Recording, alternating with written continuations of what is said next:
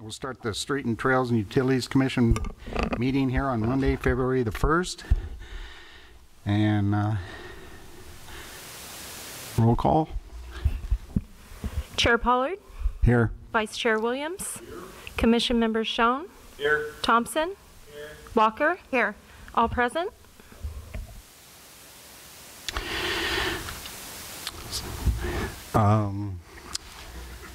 Gary, you want to do us the pleasure of the Pledge of Allegiance, please? Sure.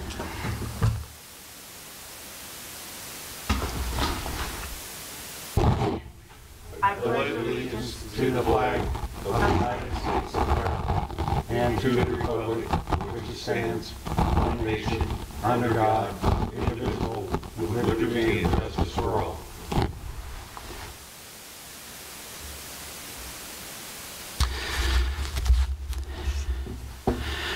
So all discretionary actions before the Street, Trails, and Utilities Commissions are advisory in nature, and final actions will be confirmed, modified, or deleted by the City Council.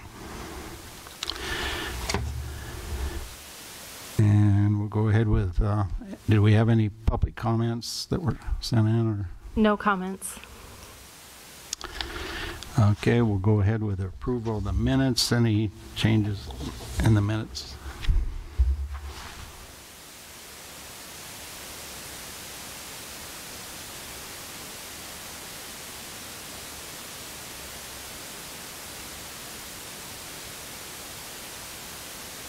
I'll approve the minutes of, okay, what was the date? I'm confused.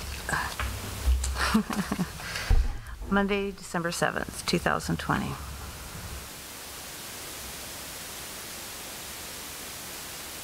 I'll second. Okay, I have a motion and a second.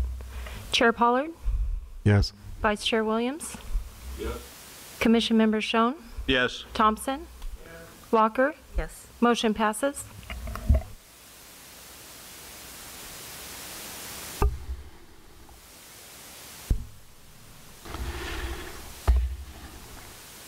So the discussion on the action items will be, I guess, first, Chad, by you, Trail Maintenance Program.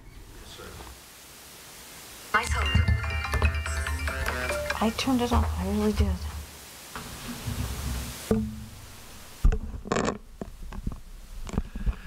Okay, so the two items we're going to discuss are as an update regarding two projects you're aware of. These were actually reviewed at the, one of them was reviewed specifically at the recent Measure R Commission as we requested funding to complete or to continue a project. So the first one I want to talk about on this is number A, which is the Trail Maintenance Program. As you're aware, for quite a while, the Stuck Commission did a lot of work in upgrading the trail maps, the trail master plan, and information, hopefully in our actual trail standards, in hopes that someday we might have money and funding to start working on the trails. Well, lo and behold, thank goodness, Measure R came along, and so we got some funding. So we were right in line, ready to go to put our hand out, start asking for some money. As you're aware, the commission reviewed our ultimate proposal, which we tried to get as far as to do a 3-year project, with the first year rehabbing all the trails and the next 2 years doing some level of maintenance. Those options of maintenance was either to do which our standard is, which is basically just touching the trail once, grooming it, grading it, compacting it once, and then we're done. Nothing in between. Or the next level that was originally part of the proposal from our contractor was to do an ongoing monthly maintenance where you're out there each month working on the trails, any issues that are going on, and keeping the level of maintenance up all year long. And the desire of the Stuck Committee at the time was to recommend to the council that in future years beyond year 1 after the rehabilitation is to do monthly maintenance because it provides a better ongoing product. What we didn't have at the time is really, it was an estimate or guesstimate by the contractor and ourselves, really how much that second year, even first year, would cost us. We didn't know. We assumed based off of what we believed to be linear footage out in there and the trails, etc. So this is basically give you an estimate of what we actually thought we had, what we do have. that you, Mark? Yeah, 1 second. Oh, sorry. This is meant to provide an update of where we stand as far as the current project, and that it's now finished. We've done the complete trail rehabilitation. And so our original budget, when we went through this process with the commission, and then we went to the Measure R Commission and ultimately the council, council ultimately decided they didn't want to do a 3-year agreement. They were a little hesitant on it, and they wanted to see how it turned out. They just want to do a 1 year and then bring back the remaining discussion on the 2 years of how it would be done and what the actual cost might be. So the original budget that we thought we needed, and the COC and council ultimately approved, was the original budget of $550,000, $500 for the actual work, and $50,000 for DG that the city would buy, so we control our costs on DG. And then ultimately, as we went through the project, and at the time we thought our original footage was about 3.3 million square feet. Well, it turns out through the project we had about 4.3 million, which is a good thing. It just shows we have more trail square footage than we thought we did. And now we have actual accurate numbers for every trail segment in the city versus it was a guess. So we've got that good data now. But because of that, we had to do even more work and pay more. So ultimately, we had to go back to council, ask for additional funding to pay off and complete the rest of the project, which council authorized. So the revised budget is now $650,000 for that first year rehabilitation. We pretty much have spent every penny to do the project. And it's now 100% done. But it also now leaves us into a desire, even though we're finished with the initial part, is we want to start getting back into actual maintenance, because that first year was just get through every single trail and bring it up to a minimum standard. Now we get to the actual keep it up, keep it looking nice so it doesn't quickly degrade to a below standard that we have to go back and fix again, you know, with the heavily costs. So we updated the numbers from the previous from the contractor that did the work based off the new linear footages and square footage, excuse me, and got a new update from them, which I'll have in this part of this presentation. I'll review some of the information they provided. Basically what came out to is we wanted to start the O&M on the trails immediately, basically effective March 1st. And that's what we went to the Measure R Commission with, is additional funding for the rest of the fiscal year. Because Measure R funding is only allocated on a fiscal year basis, year to year. They don't do allocations for multiple years. Even though we'll do contracts for multiple years, we'll still go back as part of the process to always ask Measure R to once again fund this program every year. But we do and will do multi-year projects because we get a better deal with that. The assumption is if it's a program that council is very supportive of, which they are, it's not going to be something that's going to be turned off or on or back and forth. It'd be very difficult to manage that kind of project, and our costs would go up.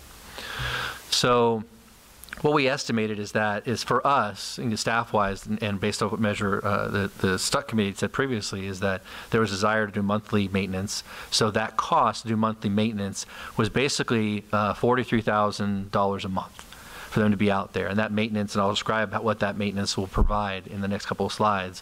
So basically what we went back to Measure R is we want to fund from March through June. And that gets us through the fiscal year.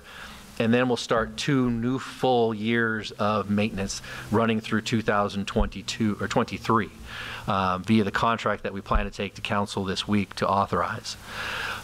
So the initial funding that we asked for Measure R group was just for the remainder of this fiscal year, transitioning to a maintenance contract now that we've rehabilitated the trails. And that cost is $43,107 a month. For the full year, it's $517,000 based off the square footage. So we did go to Measure R. They did approve continuing the program, support for continuing the program, and the funding that we requested. With that understanding is that next year's fiscal year, assuming council approves a multi-year agreement, we would come back as part of the regular budget cycle to reaffirm the funding for that next year's funding. And it would be the full amount, which would be this $517. And these prices are locked in for the full length of the contract. The contract does allow us to extend the contract for 2 additional years twice. Each time it's extended, then the contractor can ask for a adjustment to the wages based off of cost of living.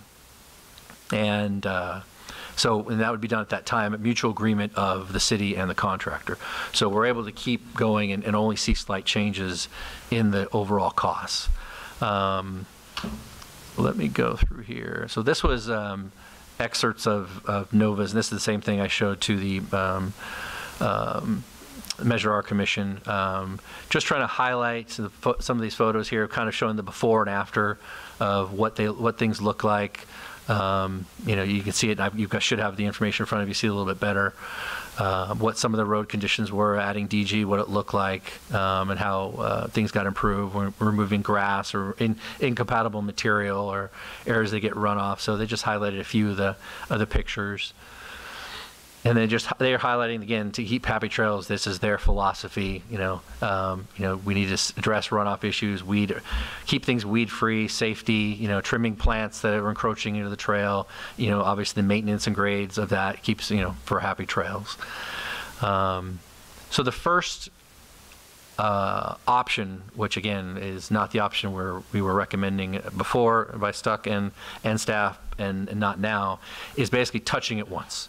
So basically, they go through what they basically did this year was go through the entire year, whether it takes them 6 months, 8 months, 12 months, they go through that process and we pay them basically per square foot. And that total cost to have them do it annually would be $424,000. And they would go through that, just do the bare minimum, which is identified in our standards that we created of going through and grooming the trails just once a year, and they never touch it again. If we ask them to go back, and there's cost on this later on, I can show you, there is a line item cost for every time they go back to do something under this scenario, we would pay additional costs for them to go back and redo, because maybe a trail gets wiped out by rain or some other issue, maybe erosion from a resident that's discharged something, and they have to go back and fix it or adjust it. They can do that, but it's going to be for additional costs.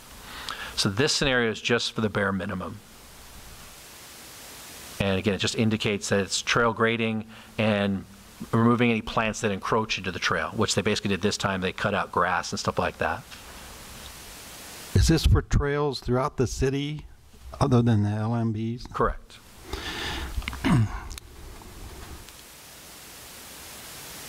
All the trails, not just the major ones. Yeah, all the trails that are along public parkways. This does not include backyard trails. Right. So yes, it's everything except for LMD, and the only LMD that is done is LMD 1, because LMD 1 didn't include funding for trail maintenance.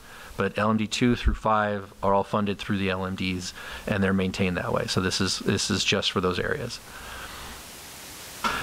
So the ongoing maintenance is obviously, well, we like this better is because it provides more level of service that they're going to provide. It's definitely more expensive. It's $517,000 for the year, but you're paying it monthly. You're not paying a square footage cost per month like they're in the example of number 1. You're going to pay per square foot that they actually complete until they're done.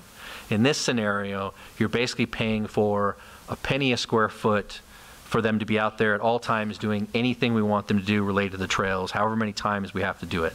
So as a minimum, they will grade and groom every trail once a year no matter what. In addition to that, they will do other things that we have value. So it talks about here the trail, they're going to do that basic grooming and grading of the trail. They're going to do weed abatement, so make sure any types of weeds that are encroaching in the trail, they remove those.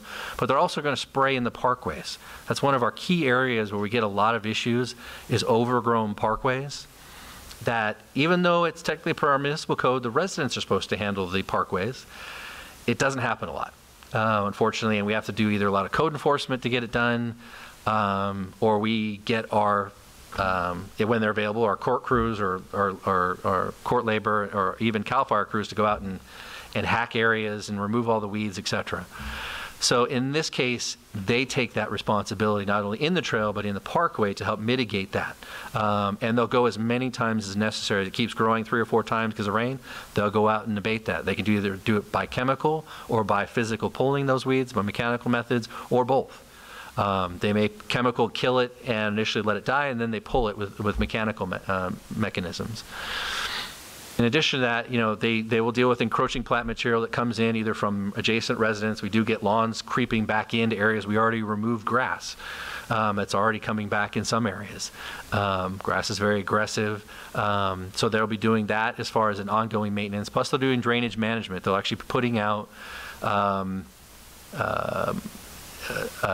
sandbags as needed in these areas that we maintain, where we're getting a lot of erosion. So we have certain areas, not as much as the hills. We have sandbags everywhere. There are certainly some places in the lower areas, but especially on the east side, the west side, that do need some specific sandbagging to help mitigate the amount of erosion that occurs in certain areas. Well, part of this, it requires them to do the sandbagging. We'll provide the sand like we do on the trail, but they will actually bag it, place it out there, and then eventually remove it once the storm is over with. Which is huge for us as far as labor. It helps preserve the trails better. They're doing it, not public works staff. So it's a great blessing for us, and especially on the weed abatement. That's a huge resource for us to be able to help not have that seen all the time, because it's one of the number one pet peeves for council is they hate seeing all the tall weeds everywhere, and they wonder what we're doing to try to do that. But we always default, well, it's the residents' responsibility to handle that. And in this case, then we can have the contractor go out there immediately and abate it and keep it abated and keep it down. So if they're out there 20 times because there happens to be continuous erosion or not runoff from, let's say, a house, and it's watering that area and it keeps growing back, they have to keep removing it. No matter how many times we tell them, they go out and do it. They're a resource that's there all year long, wherever we tell them to be. In addition, they have to continually go through the trail system and up and grade and groom every single trail. So within 12 months, it's done. And we always document that, like we did this first time around. They use our tablet system where they literally track every section of every trail as a work order. They take pictures as needed, showing before and after. My staff then reviews that and checks off, make sure it actually was done appropriately. If it wasn't, then we have a punch list that they go out and go fix. So and then in the meantime, while they're doing that regular, if we see any issues, we call them up, say, hey, Nova, we need you to be over here, we need you to be over there, we need you to abate this, abate that, and they will record that information in our work order system to document what they did. They don't get any more money for it. They just get that fixed flat fee for being out there. So we will certainly be making sure that they're working and operating, doing a minimal level of service by making sure they're out there grooming the trails on a continuous basis. But there will be times, especially when it's rain, you're not going to do any grooming. You might be doing some other, usually during those times, they're doing the sandbagging and abatement. So they're working, but there may not be a quantity of work that you normally see each month because they're not doing as much of the trail. So there's going to be months where they're doing a ton of stuff, especially after the rains have stopped. They're really doing a lot because a lot of growth usually happens within 30 days after that, and they're going to be gangbusters out there because we'll be telling them where to go. Plus, hopefully, they're on their own recognizing where issues are and already abating them, not waiting for us to tell them. That's going to be part of our expected relationship in this type of contract. So we think all of this, the additional basically $10,000, $11,000 that you do from one version to the other is a big benefit on a monthly basis. Yes, it's another $120,000 or so a year that you're adding in, but it's providing you a lot of physical labor to do a lot of abatement that otherwise you'd have to wait until crews are available that aren't going to take the same care in performing that. Because again, they're not, when you're talking about my court workers, they're not into aesthetics, they're hacking and they're making a mess. And versus when you have a proven and an accomplished landscaping company, they're going to make sure their work reflects their experience. And it's our job to make sure it does do that. So we felt there's a lot of benefit into this and are recommending to council just to continue to support what our original recommendation was. Ultimately, council could decide to do the one method. Ultimately, they could decide to not want to do anything and consider it another day. That is their choice, but we at least want to bring it back to them while it's hot. We got a lot of good positive feedback from the community during this project and appreciation for what was being done. Some folks that weren't excited about it, especially those folks where we were removing the incompatible material. But, for the most part, they understood. They were glad to see the city finally do something. They understood what we were doing and that we were, hopefully, knock on wood, going to keep it up so it doesn't become a problem later. But overall, we had a really good positive feedback. People happy to see we were finally spending money to maintain our trails. And so that's a good thing. This is the schedule as we're speaking about before. So this is if the council chose option 1, which is to touch it once a year. If we wanted them to come out and do additional things like extra square footage, of areas need to be redone, and then, or adding, if they were going to have them add DG instead of us providing it, or they're going to do weed abatement, or adding sandbags, there's additional costs to do those. If you used option 1, we could use them as a resource to do this other work as an ongoing basis, as needed only. And then again, if we wanted to give specialized project to go clear a hill or a side area that might be overgrown, that's not part of the trail, they have costs in addition to what their hours of laborers are. We can use that, it's already set in there, plus the square footage cost. So we have the ability to do more beyond this, because we've actually used this contractor for other areas that are not related to a trail, just to do landscape maintenance and abatement. So, but this is mainly for really if you're doing phase 1. The only difference is, for example, the second bullet up there is if we wanted to add other areas of trail, we can add other trail square footage, maybe that wasn't done before. Maybe they decided to have one of the LMDs be added to our area. We can add that square footage, and they're giving it the same price as they're going to do the work now. And it makes it an easy facility, primarily for the benefit. Let's say if Parks wants to add them in as a vendor and use them in a certain area, price is already there, and Brian doesn't have to negotiate. So it helps out adding more square footage if we want to. Because we do have 2 different vendors providing service for about almost half of our city each, with Brightview doing up in the hills, up in the LMDs, and some other specific areas that we've asked them to maintain, some parkways, some medians that are in public areas. So this allows that same possibility. But ultimately, all that goes back to council anyway, if that's going to be approved. So they ultimately have that ability to do that. Back up here. So with that, is pretty much my conclusion as far as where we stand. Again, I think we had a very good 12 months. We learned a lot in those 12 months. Certainly the contractor learned a lot as far as learning Norco and our issues. He's got a lot of good ideas as far as already where the problem areas are for erosion. So we already know where to highlight and be looking at when it does, we have rain. That our goal would probably be able to create a map that highlights and targets all those areas already, so that we know, okay, rain's coming up next week. We want you to make sure you go out and sandbag that. We'll dump some dirt in the site that they want. They'll do their work on that.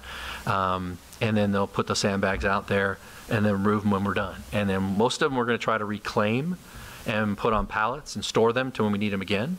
So, or depending on what the need is, if there's any erosion, they can always break the sandbags, dump them right there, because we're going to use DG. We're not going to use sand. That way the DG can go right into the trail. They can blend it into it, because that's some of the problems we've had in the past is we've been using sand, which doesn't compact. So in a lot of areas that we've had problems, and this is a big issue up in the hills, where they use sand, you've got to remove a lot of sand just if you're going to try to compact and put DG in. Well, if we're already just putting DG in because that's what's in the bags, then it makes sense. So it's kind of trying to work smarter, not harder type of mentality in recognizing those issues, because one of their biggest complaints was, yes, we've been seeing a lot of sandbags that have deteriorated, but it's sand, and it doesn't help in their desire to groom and compact the trail. So they've had to remove that sand, haul it out, put it someplace else, and dump it at one of our facilities, and then we bring in new material. At least this way, we can put sand where we need it. It's already there, after the storm, and they don't have to bring new stuff in. They just have to open the sandbags and shovel it out or move it around, and then come back and compact it when it dries out. That's pretty much it. So with that, I'd be happy to answer your questions you have. I just have one question. Does the dump truck with the tractor for the demolition, does that include the dump fees to haul off? That's a good question. For me, traditionally, if I'm having them do a project that's where I would use those fees, that would be something we discuss at that time, and to make sure what does this cover or not cover. Because sometimes we'll let them just dump it at our place because it makes it cheaper. Usually those fees don't include dumping. It's usually just the operator's time on the vehicle per hour. Usually that's a separate fee. They'll say, well, to us to dump it here or there, but if you can find it, it'll be this much, but if you can find a place where we can put it, then there's no charge. And commonly, depending on what the material is, we've got a couple locations where we can just keep dumping material. Okay, I was just thinking of like dead grass or something like that that you really don't want to hold on to. Yeah, and right now, I mean, honestly, we have our Bluff site that takes everything. You know, we use it as our default area to dump material like grass, dirt, spoils. You know, that's our area because it's undeveloped, you know, for the most part. And when it gets developed, whether it's by us or somebody else, that'll all be remediated. So for while we can, it saved us money. We dump there, you know, for certain projects. But it really depends on the type of material we're going to be using, et cetera. Otherwise, if it's questionable, we don't know what its consistency is, then we say, no, just go ahead and dispose of it. And we understand there's a disposal fee. Right. Other than that, I like the ongoing maintenance proposal. I think it covers everything for, you know, a few more cents per square foot. I think it's worth it. Then we don't, it's done. Yeah. The first year will really tell us how well it stays looking. And I'm hoping, because again, if you drive now, you'll see plenty of trails that already look haggard. You know, they've got grass already growing into them, plants growing into them. And again, they were touched probably 12 months ago when they started the project. So we'll learn a lot in the first year if the council elects for this program of how much do we notice how well it's staying up, or do we still see that? And if we see that, then there's a problem here because they should be out there remediating. And then again, a lot of this is on staff.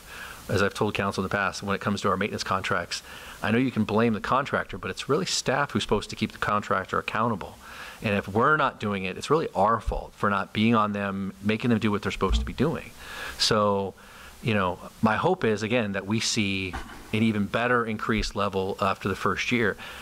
After the first year, we may say, you know, maybe we do just do it once a year, and that's enough. It just depends. I mean, so we're not stuck in anything, even in the agreement. It says in the contract, I don't think I mentioned this, that it does not guarantee them a year-to-year contract, even though it's there. We can cancel it at any time. We can adjust it at any time. So if we decide we want to do ongoing maintenance 1 year, this next year, and then the following they decide, you know, we just want to do one time.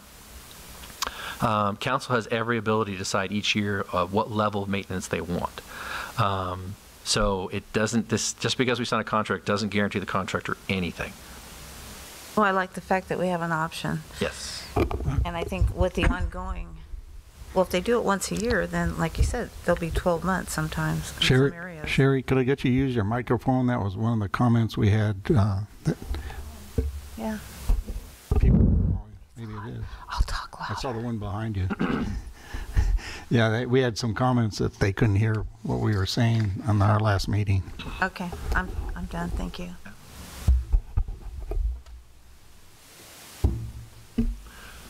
So if we go with we can call them back as many times as we want, does that mean if like a resident puts in a repair order because the trails eroded or whatever, that instead of the city coming out and dumping the DG and spreading it, that the contractor's now going to be responsible? And well, we would, anytime a resident comes through with a custom request, staff would always look at it first and determine what the actual issue is.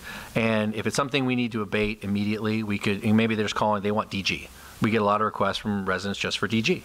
And we can choose to bring it out to them and spread it for them, or we can have the contractor do it. It just depends if there's a true issue or not. Because I mean, a resident's impression of what needs maintenance might be different than ours, let's be honest. And it's not that they're wrong in their interpretation, it's just we know what we need to maintain right away versus what's an urgent issue. And so in some cases, we may simply say, yeah, contractor go out and bait this area, or we just may do it ourselves, depending on what the issue is.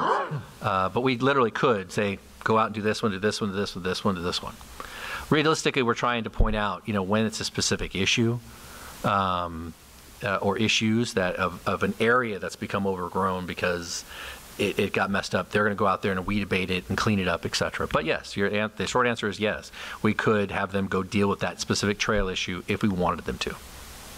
And I know in the past we've discussed an educational program for the residents about them understanding that the code requires them to maintain it. Are we going to continue with that thought process also, so that Yes. we don't have the contractor coming back next year going, hey, this thing cost us a fortune, I mean. Yeah, the council, last year, the council started a process where they had staff working together in finance, in planning, and in public works, sending out mailers that went out to the residents, explaining to them their responsibility. And the intent was to send that out twice a year and continue that sending out twice a year, reminding people that the parkway is their responsibility to maintain. The trail is even their responsibility to maintain in regards to eliminating weeds or debris. They don't maintain the trail physically, but they're supposed to maintain the weeds or move trash. So that education process is intended to continue because that was a directive of council. So yes, we do plan on continuing that messaging. I don't have anything else.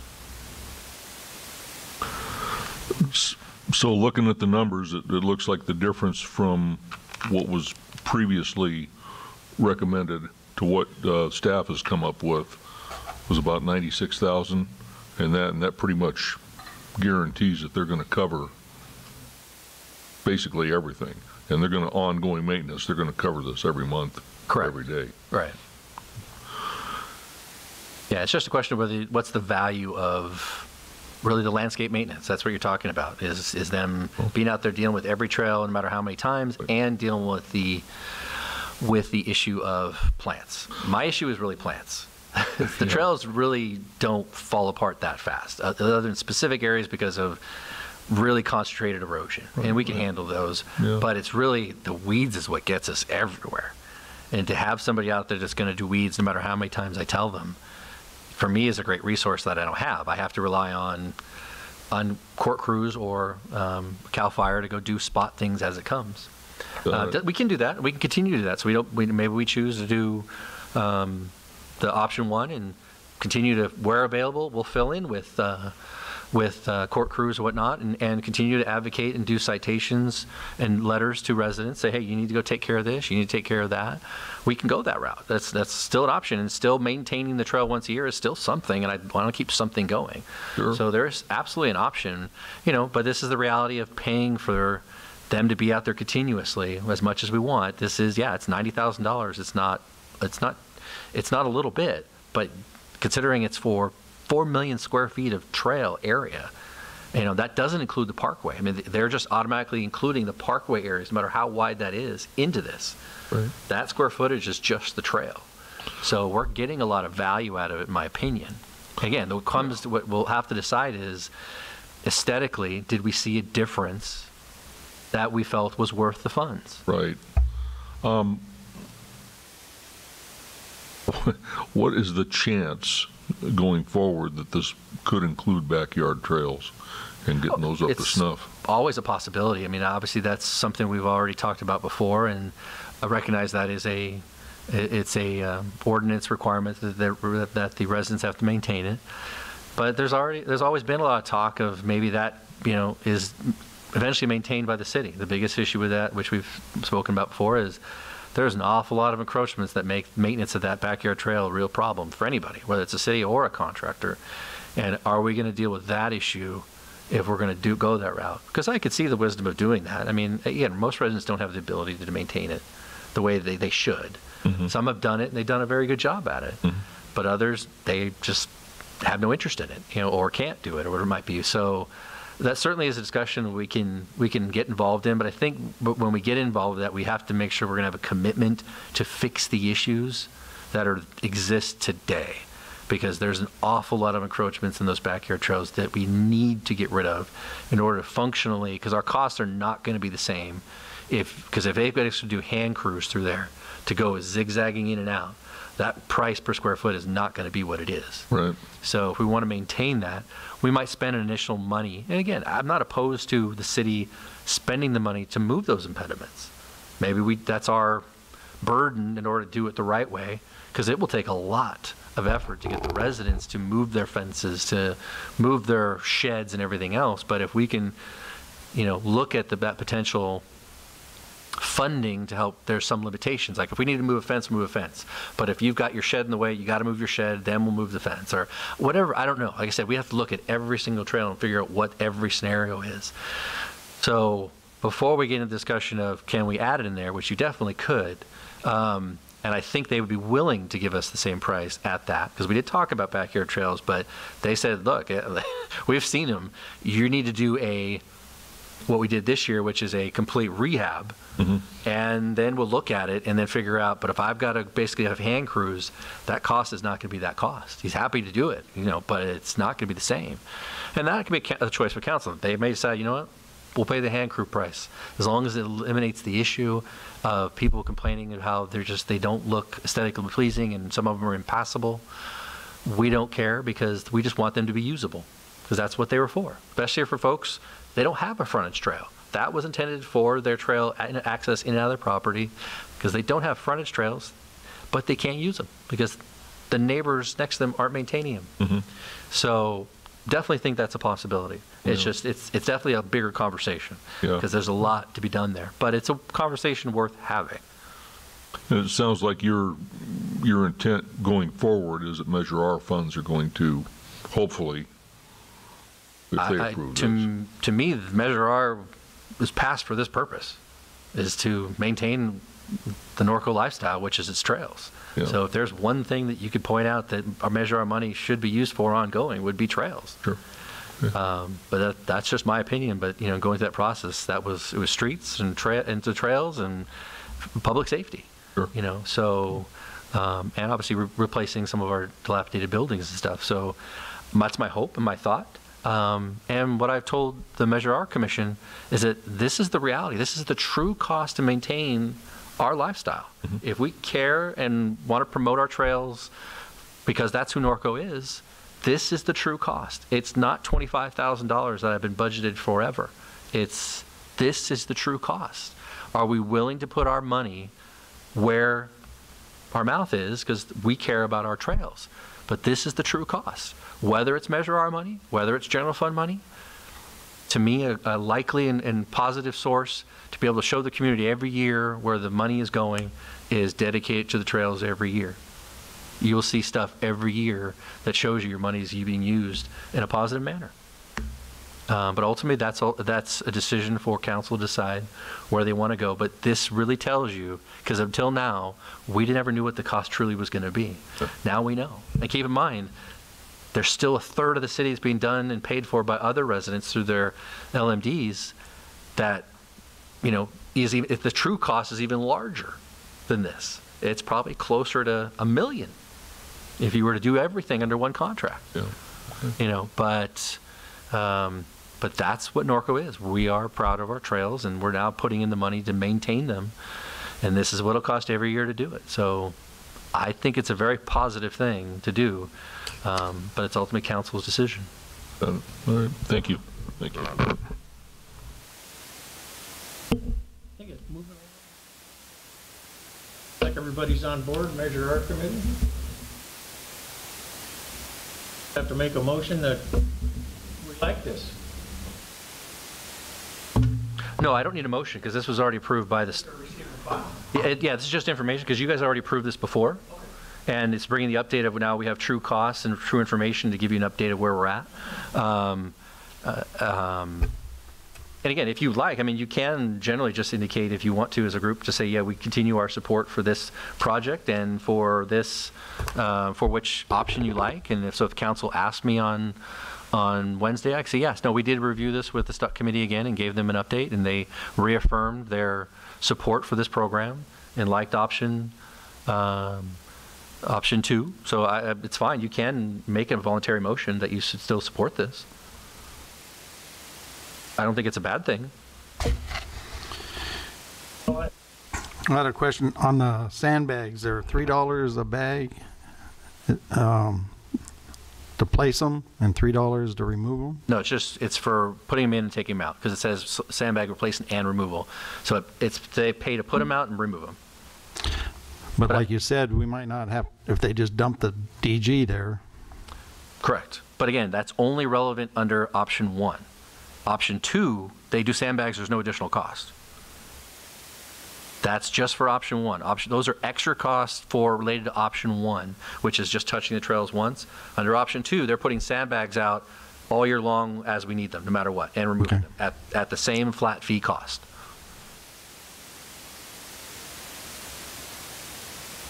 Any more questions?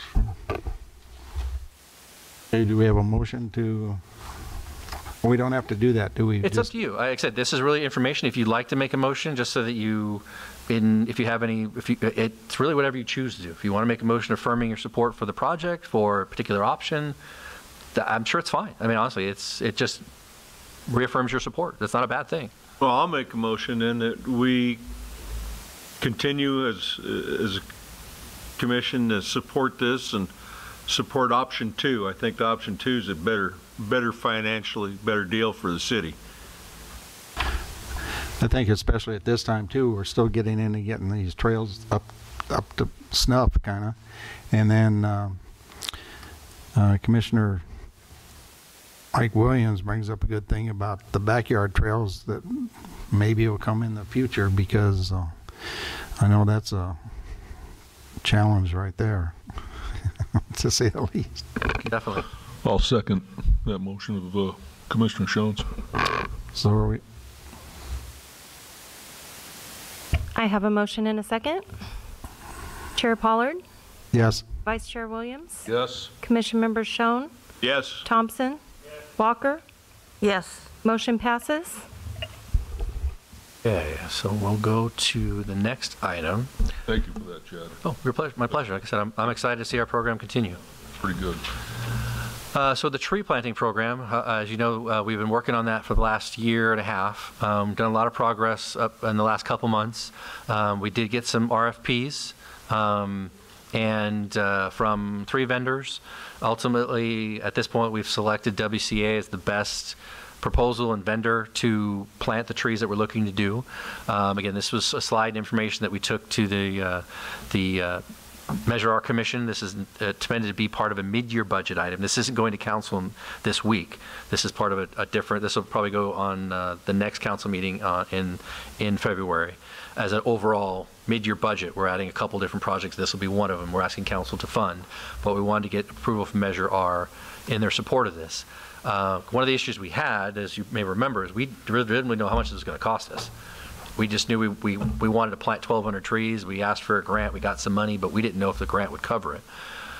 We got information from the experts. We had our TAC committee here that talked about issues, took that information, developed an RFP, got those proposals back. WCA had the best one, we thought, to provide those services, got their costs for those services, and then we based off of that, we determined we don't have enough money. And we did ask the question to CAL FIRE, who gave us the grant, is could we plant less trees that just matches the amount of money we got? They said no. You applied for a grant to plant 1,200 trees. We gave you the money accordingly. If it costs you more, you need to figure it out or give the grant money back. Certainly not planning to do that, because it was council's directive, because of the fact we've been removing so many poorly maintained trees, us and Edison, through different areas. We've seen a lot of trees removed. They absolutely want to make sure we're getting some sort of program back up to at least plant some trees. These are all going to be small trees. They're going to be 15-gallon trees. They're not going to come back and be 15-foot trees from the beginning. This is what the grant requires, but it's starting somewhere. These trees will grow. They will, mature in the future. Hopefully, most of them. Some of them may not make it the long haul. Our biggest issue that we dealt with, and we talked about before, is trying to figure out how do we maintain them? Because we didn't get a lot of residents that were interested in the trees, that were willing to have dedicated irrigation. We only got like 200 people interested, and I got 1,200 trees. I know parks will take some of them, but they're not going to take 1,000 of them. So how do we put them in the parkways and make sure they maintain? So we ultimately decided to at least do a 1-year watering program. That was pretty consistent from our TAC group. So we said, okay, let's make it a requirement in the RFP that they have to maintain and water the tree for 12 months. They decide how often they have to go out, and at the end of 12 months, we go and look at every tree to ascertain if they're healthy or not. And then we'll accept that tree and it's done. The unknown we don't know about is whether or not the tree will survive on its own after that. We hope that because it's a small tree, that over that year, it trains itself as it grows its roots out, how to find water that might be adjacent to that area to hopefully survive. There is no grand plan after 12 months. Some of these residents where we're going to plant it will have irrigation, and it won't be an issue. Some residents, maybe after it's done, they decide to put irrigation after the fact on their own, but they never indicated to us they were going to do it. So what we did was open it up again for residents, and you might have seen the advertisements out there if you want a tree, basically indicating there is no requirement to water at this point. We reached out to those folks that originally said they wanted it, wanted to reaffirm that they did want a tree, they had irrigation, and we gave them a copy of the trees and said, which ones do you want? Pick 2. And we'll look at it, and so we can start creating an inventory of the trees that might be needed.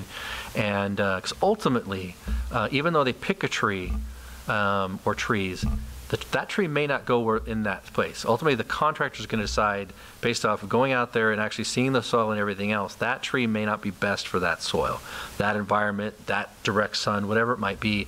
And they'll pick from the same list one they think is best. But we at least want to try to give the option to the residents. And we'll talk to the residents. If it turns out we can't plant that tree, we'll explain why. Because we just want to make sure this is done the best way possible to give us the best chance. So we're getting more people interested in and have signed up for a tree, even though they aren't committing to doing watering. You know, we basically said for everybody, we'll provide water. And obviously for those folks, when we go out and plant a tree, if it turns out that they have dedicated irrigation, we're going to label that tree as not needing irrigation, watering as part of the monthly maintenance. Because if I go to the next slide, so this kind of explains what we're doing and what we needed and why. So we're planning to purchase 1,200 trees, and each of the trees, no matter what tree it is, W says they'll be $50. So that made it real easy for us. And to plant every tree, it's going to be $200. So it makes it very generic, very easy for us. The issue becomes with watering and figuring out which trees need watering and which ones don't. The huge cost difference in a tree that has to be watered, they have to go out every month, maybe a couple times a month, a couple times a week, depending on the time of year, to take their water truck and they're going to water that tree and all these trees for that first 12 months. And that's up to them to figure out. We're going to provide the water, but they're going to have to go to every location. It'll be all mapped out once everything gets planted, so we can go around and verify that, hey, you know what, they said they watered, let me go check. Yep, it's wet. They were out there. So we'll be spot checking them. So if they just have to go out and maintain it once a month, they check the tree, make sure the stakes are there, do any minor pruning that needs to be done. If they have to replace anything that might have been damaged as far as a planter well or anything like that, they'll look at that, go out, at least look at it once a month, every tree. So it's $50. So we had to come up with a guesstimate of how many trees would need water, how many would not. So we came up with 400 trees that probably wouldn't need water. And ultimately we came up with the budget, recognizing if that was the assumption, we'd need a total of $640,000. Well, we only got a grant of $242. So I needed to make up that difference. So we needed $397,000. Originally our match was $81,000, but this is the true number we need. Obviously, if it turns out we plant more trees that don't need watering, then our costs will go down. That tree flips over to a non-watering maintenance schedule, and we'll actually spend less. But the last thing we wanted to do is underestimate and end up having to go back to ask for more money. So we think this is a reasonable scenario. I do think we're going to end up having more trees that don't need watering. I can't say specifically, but I think 400 is reasonable. Between some of the residents who've already participated, where parks could put trees all over the place, I think the numbers will grow. So that I think that we'll end up spending less of our money. But this is a reasonable budget. So what we had done is went to Measure R and talked about the program, because we spoke to them about it before. Now that we had the specifics, we want to come back to them and actually make it a project. So for our request to them, this is defining it and making it an actual project that we will take to council at mid-year, which is going to be the second meeting in February, asking council to accept this as another project that they're waiting on. They know about it, and to approve that one-time funding source of the $397,000 from Measure R to plant those 1,200 trees. And then with the goal of, if council approves that, the same night they'll approve the contract, the WCA, and then I can get a WCA started beginning of March. We'll get together and we'll talk about the existing customers, what list of trees they picked. We'll start mapping out locations, talking with parks about where they can place trees, and then the remainder that are left over that nobody has accounted for, we're going to go out and find places for those trees where they have the best chance to survive. We're going to try to hit a lot of the areas where trees were removed. Obviously, if trees survived there before, they probably could survive again, but you never know. Those trees are 50 years old. So different conditions 50 years ago when they got established than now. We're a lot different. So, but we're going to try to do the best thing possible. We're going to look at 6th Street, see if we can do any trees there. Since we lost some areas, we're going to look at maybe some on Hamner in certain areas where there's parkways.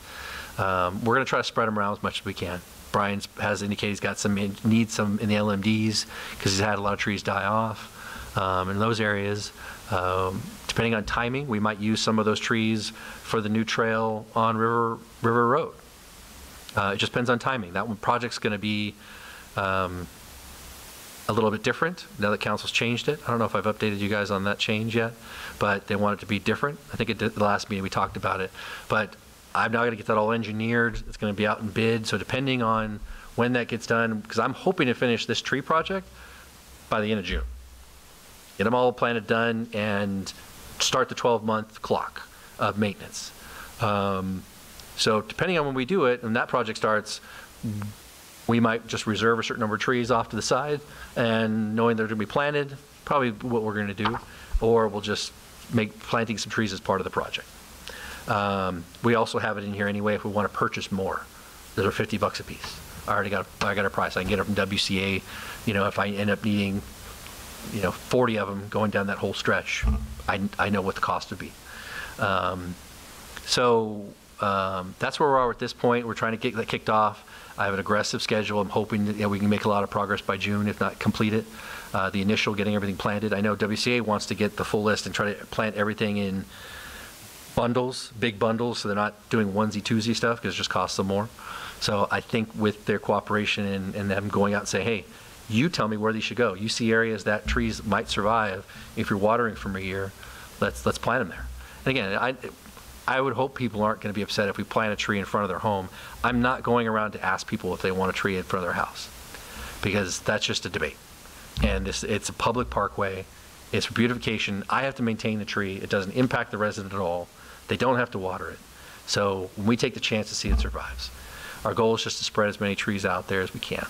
So, because if I have to go talk to every resident, it will slow this thing down tremendously. So that's my intent, is to try to plant them in those areas. So with that, I'd be happy to answer your questions you have regarding this project.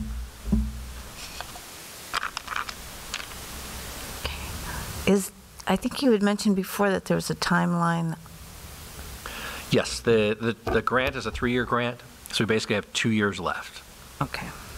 Or year, half, or a little more than a year and a half. Okay. So this is specifically the 800 trees, $400 a piece.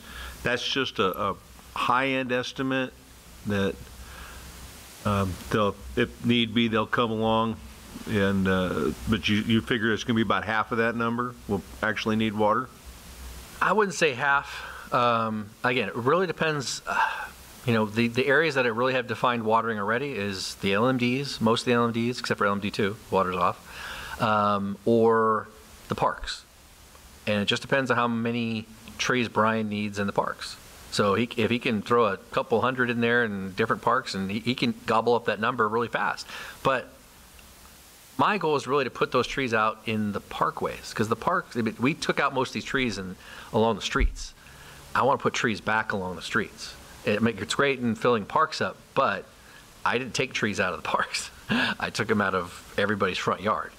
So I'd like to try to put trees back, Now, they don't provide any kind of warranty that the tree will root or anything like that, like a 12-month warranty. They do 12-month warranty. 12 months. Okay. So from the time it's planted, they're doing 12-month maintenance, And then once it's done, we accept it and it's ours. So if the tree dies within that 12 months, they'll replant it. They'll replant it, okay.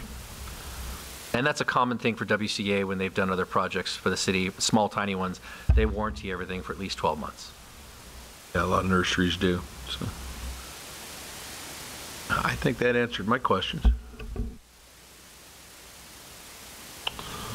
I don't really have anything.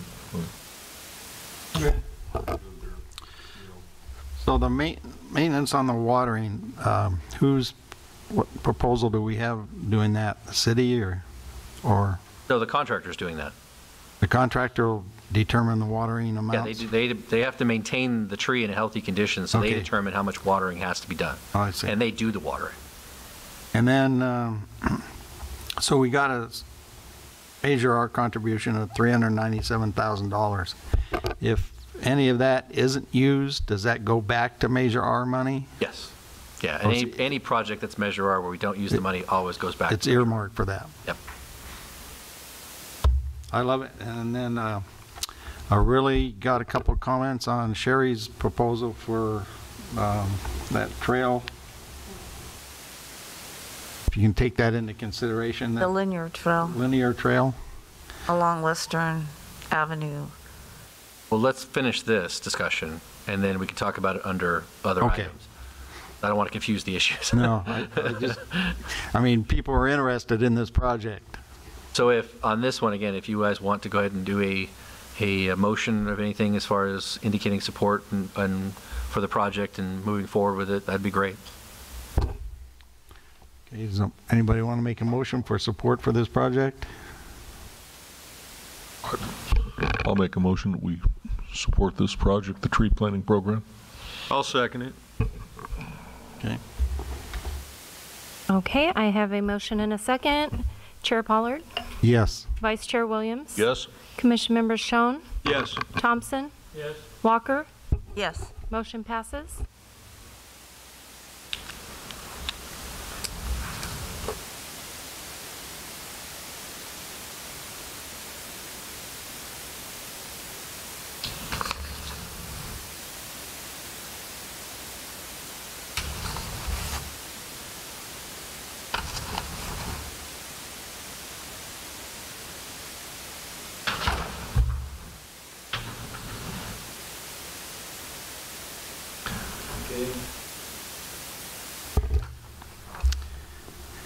Okay, at this time, on number 4, commission, subcommittee, staff, any communications?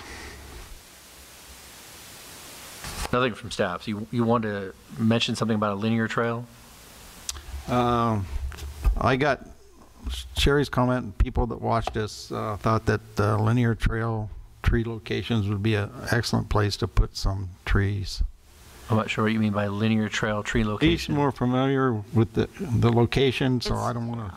It's down by my neighborhood, so it's the dirt extension of Western Avenue that runs from Appaloosa to Fifth.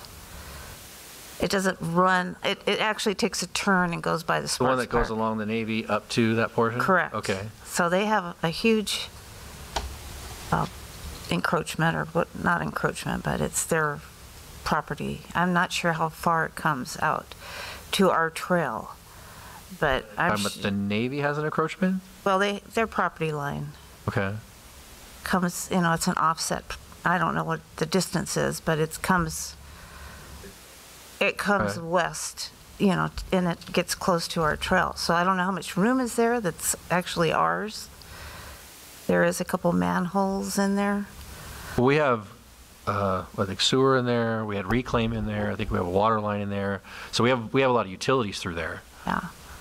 But it would really make it look nice. And like I said, in the heat of the summer, there is no shade to speak of except for a couple palms, and they're So you're talking about doing trees along that area? correct. Oh, okay, along that trail segment. Right. Oh, okay. No, I can certainly look at that as a possibility. It should be fine as far as location because it's in a public area. That was the only criteria, is it had to be a publicly accessible area where we plant them. Like if somebody wanted to put it on the private property, we can't do that because that's private property. Right. because I looked at that as an option, trying to use some trees up, but they said no, it has to be in a public area. So yeah, that would be an area that could be done as far as adding trees. There's no water. Yeah, and again, a lot of our areas may not have water, but again, if it gets runoff, you know, even just from adjacent areas, it may have its own source of water. You know, so we just need to look at the area, look at the dirt, the soil, and something WCA is going to have to advise us, say, hey, look, does this make sense planting trees around here? Do you think, you know, they have a good chance of surviving? And that's going to be along any area. I'm going to rely on them as the experts to say, does this make sense or not? But we can certainly look at that as an area to try to focus some trees. I just had one comment too, back on the education to the residents on the ROW, this flyer that came out. I just wondered if this was included in a new resident packet from the City Hall, or do we have something like that? I think they have I forgot what they call it. They have a packet that they give in new residents. You know, usually it's involving trash, who's their caller, and this and that. And I think that may or may not be something as part of that. But I think they generally have something. Finance would have that information. I don't, as far as what they may give a new resident. I know, because most of the issues I seem to find in our neighborhoods, or somebody moves in, either they haven't been told, or they don't understand. Just our basic, code enforcement issues. Yeah. So this would help. If it's not included, it should be. Right. And anything else along those lines. And that's why they're trying to at least mail it out twice a year through the utility bills. So if it's not something they get when they start up service, they're at least getting it in the mail. Right. Whether they round file it real quick or not, but at least we're trying to get information out.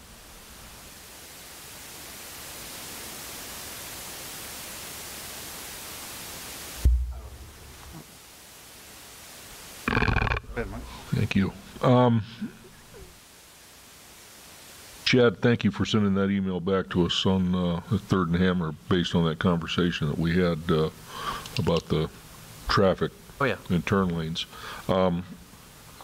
Has there been any further information on who controls that section of Third as legal information? I think as we discussed before, you did have, and you said it was... We control it. We don't have physical legal possession of it, but the city attorney's opinion is that we control it by the agreement that we signed. We just need to work with the school to physically get it, to turn it over to us, so it's legally in our name. But per our agreement, his opinion is we control the maintenance of the street and decision-making of it. That's something we're working on logistically with the school. Yeah.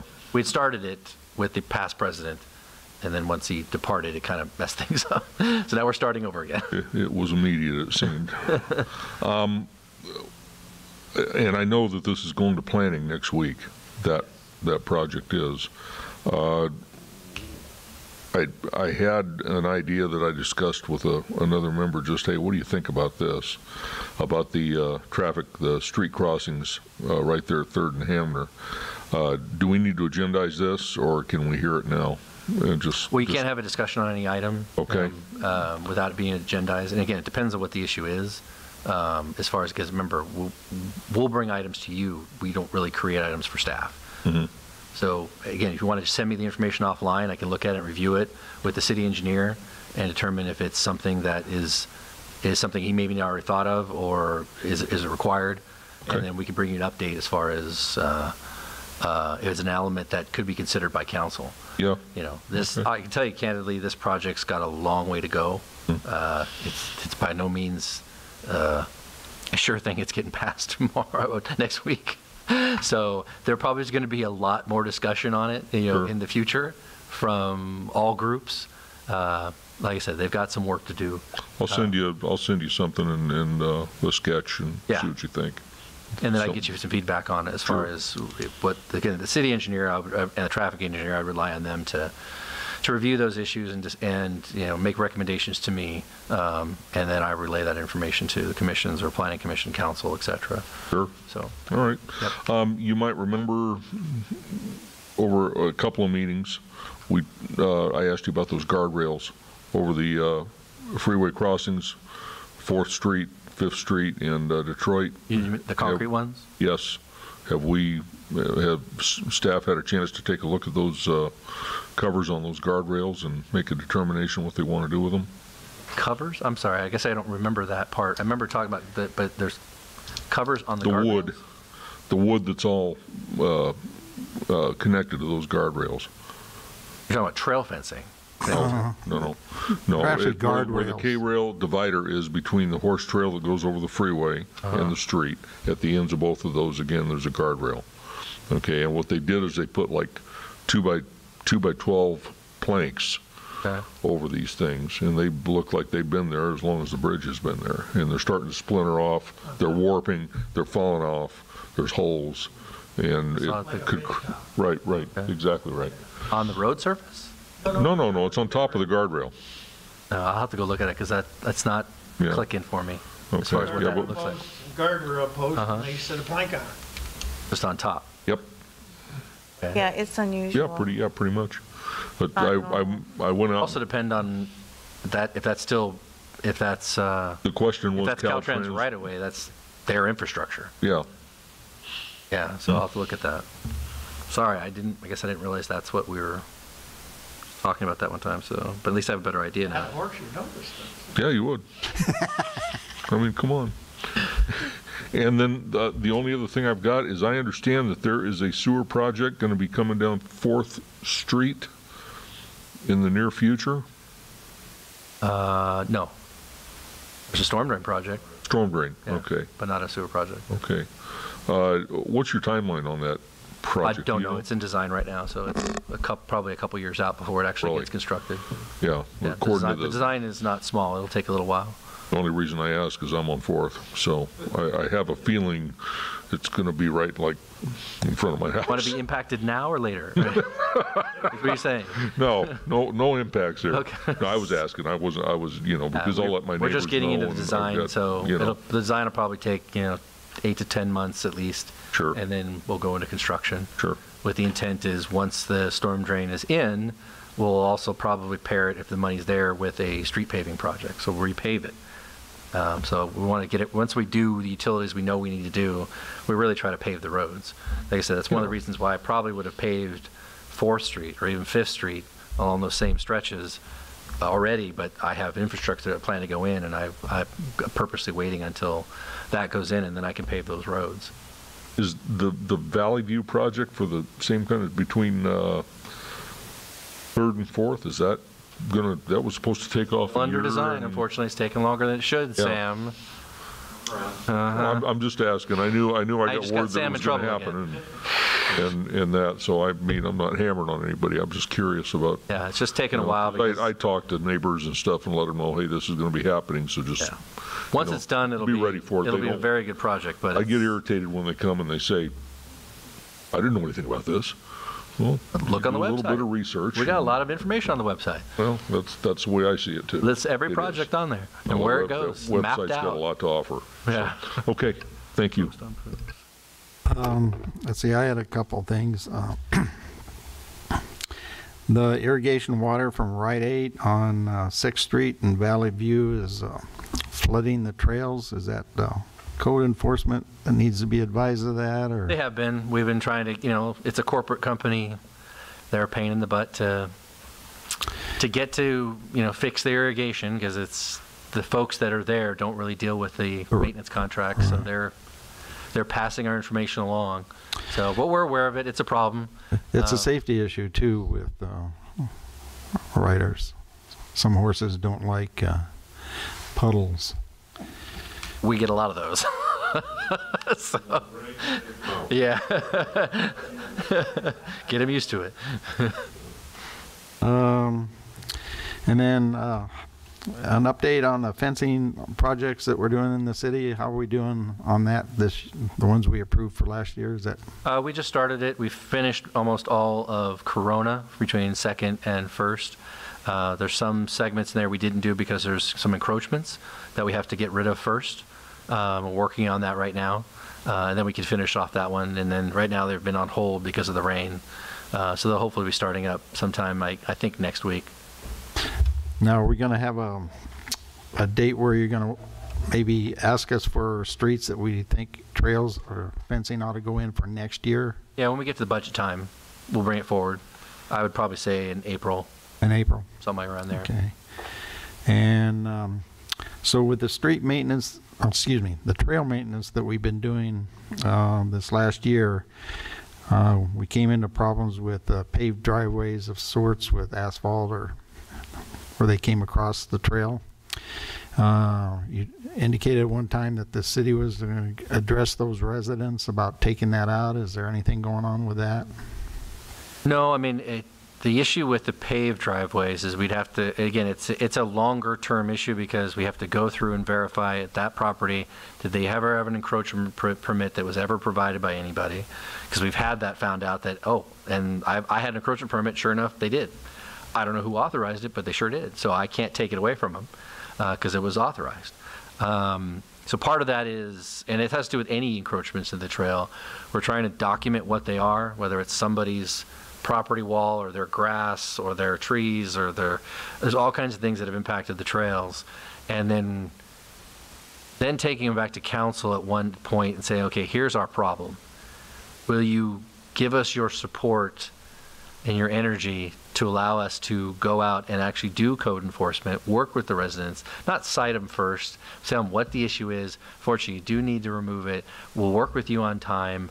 And folks who don't want to cooperate, then we go through a citation process, and if we need to, we have a process where we financially remove them ourselves, and then we can either do it ourselves and we just pay for it and move on, or we can maybe assess it to the property as part of a lien for failure to remove it. I don't know. That's a much bigger political discussion, but we're definitely not removing anything because of the political pushback that sometimes happens. If we're going to go that route, it's one thing for us to remove the incompatible media. That's an easy one to defend. I'd never had any council person, even though they got a call, not think that was the right thing to do. However, when you're now getting into the permanent infrastructure that's been put there, whether it's appropriate or not, or should have been put there, that is a much bigger political discussion where I'm not going to go in and start tearing things out. Again, driveways are easy for me to tear out, remove that thing, put new DG in, and move on. That's not a big, costly thing. It's when you're getting into removing somebody's grass, their irrigation system, their trees that they've had there. There's a lot more of an emotional tie to it, but believe me, people will fight for their concrete driveway. They want it. But it gets into the bigger discussion, which is something I think would help people, and I know it's talked about before, I think Mr. Williams mentioned it before to council, is that pavers is what everybody wants. That would solve a lot of headaches for a lot of folks, is if we would remove that moratorium and allow people to put pavers in their driveways. Because the number one complaint from all of them is they're just tired of bringing the DG into their driveway, into their garage, and they're sweeping it all the time. So that's the one thing I think if we were to revisit, that would be an alternate that people with driveways would jump on to put in a paved driveway with pavers, would be that. I know a lot of people would jump on it very quickly before it was removed again. If that was, so that's really to me another bigger discussion is looking at that, whether it's that or a rubberized asphalt as an alternative surface. Maybe that's a compromise. I don't know if that's more slippery or less slippery than regular asphalt. They have the rubberized pavers also. Again, all the type of things. So, but again, that discussion is really going to start here. If we want to have that discussion, that's certainly something I think is well worth agendizing and having it, because I think there's a big outcry for it. And again, that decision was made many years ago. And it was made by a minority of people. So it doesn't hurt to have the discussion and decide, as long as we can plan it, figure out where we do it, where you can't do it, because there are concerns if you allow that in the hills on a certain grade or slope. Maybe that's not the best thing to have, and we can create that scenario where, I'm sorry, unfortunately, if you're in these, if you have this grade of your driveway, you can't use it. I'm sorry. And we can create that requirement. Again, it does create a haves and have-nots, which I'm not a big fan of, but at least as a way to maybe allow the majority of folks to have it.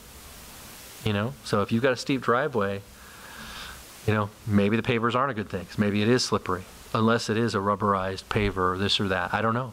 But that's something we can look at and investigate, bring information to you guys and say, hey, look, here's the information about it. Here's places that use it. Here's what they say about it. You know, we can go through that process again. They went through the whole process, eventually taking pavers out. We can always bring it back again as a discussion if you guys want to. And I think it's a worthwhile discussion to have. But it's not going to be an easy one, because there's still some folks that are adamantly against them. So you just got to be a louder voice if that's really what you want. Well, I say let's agendize that. Ask for a lift on a moratorium and reopen the discussion of the pavers. I'll second that. Thank you. So keep in mind, like I said, what you can do is ask for direction from me.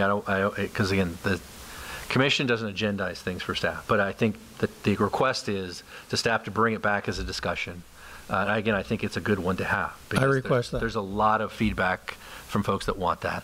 And I think it's a worthwhile thing to do. It'll take me some time, because I want to make sure I get all the facts of what happened before, why it got pushed away, what were the issues of why, you know, there, and then so I can bring back and say, is it relative value, and plus bring back multiple options if there are any, of how it can be done. It's a safety issue too. Yeah. If the horse slips or grandma slips in the driveway, garage. Exactly. So, Yeah. And as a commission, it would give us the opportunity to do our homework. And you know, you guys are going to do yours, we're going to do ours and help you. You're going to help us. We're going to try and come to a happy medium. Right. Maybe. Like I said, give me a little while. Like I said, I've got a lot of other things on my plate. Like I said, I'm trying to get the current things we're trying to deal with, like these tonight, out and done and moved on. And then I can take on this, because once we get the ongoing maintenance done, well, now I get into these other projects like this and focus more on those and have staff work on and pull information. Again, if you also pull your information, I would encourage you to send it to me, you know, because you might find something and say, hey, here's this place that uses this, here's this place that uses that. You know, if we can give council other alternatives, I'm sure they want to hear other alternatives. We just haven't discussed this in quite a long time. Certainly, because the issue of pavers was stopped before I came here, so that's over 5 years ago. So I think it's a prime opportunity to talk about it again and what we're doing. No, you're just basically. I'm okay with the direction, understand it, and I'll just bring it back as a discussion item. Oh, they do.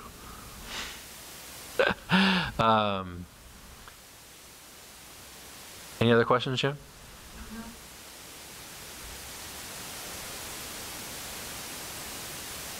An updated list of the next trails that are on the project list? On the current project list? Well, let's see, yes. Or the ones we're planning for next budget year? Next budget year. Oh, yeah. That'll be brought back probably in April. We'll do it during the budget cycle. Okay. So we'll have a meeting before we do the budget with the council. And before I go to Measure R, because we'll request that money from Measure R. So it'll go to Stuck first, and then Measure R, and then the council as far as budget process. So we'll probably bring it back. Well, maybe Ben? I misspoke. Maybe I'm looking for the current list then, because the only one I have is these, and they've been completed, Okay. as far as I know. Yeah, it's the current list that you guys have already approved and council authorized. They've started on it, but the only street they've almost finished is Corona Avenue.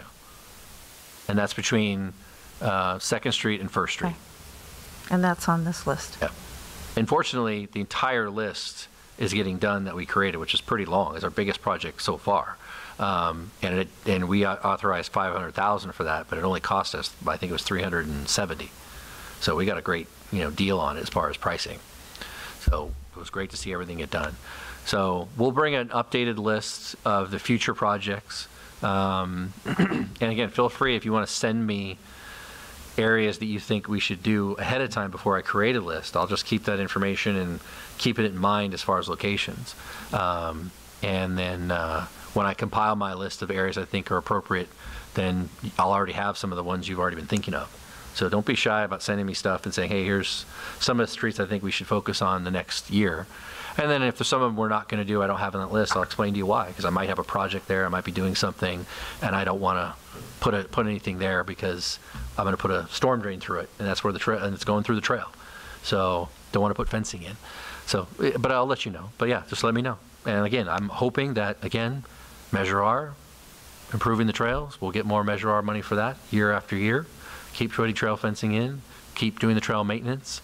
So already right now, we've got $1 million potentially committed for maintaining our trails every year. Half of it's for putting new trail fencing, the other half's for maintaining the trails. I'd say that's leaps and leaps and bounds from where we used to be. Yeah, that's a big step. So that is nothing small to talk about. Nice to have money. With that, I'll call for this meeting to be adjourned and thank everybody for their participation and being here.